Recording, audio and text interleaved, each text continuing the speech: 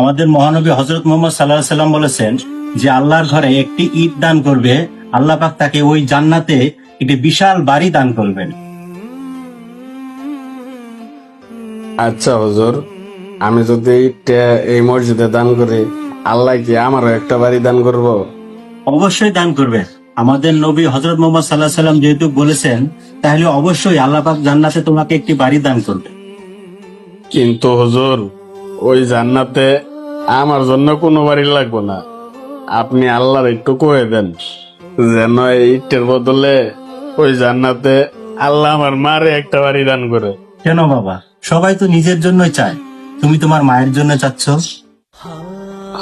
হুজুর, আমার মায়ের জন্য কেন বাড়ি চাইতেছে আপনি কি জানতে চান? আমার মায়ে অনেক কষ্ট করে আমাকে বড় করছে।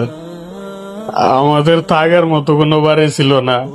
রাস্তায় রাস্তায় গাছতলায় আমারে বড় করছে।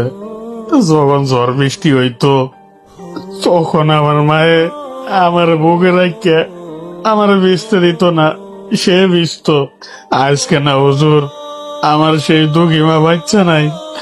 আমার মা আল্লাহটাকে সারা দিয়ে ওই উপরে চলে গেছে। আমার মায়ের তো দুনিয়াতে থাকার মতো কোনো বাড়ি ছিল না। ও অনেক কষ্ট করে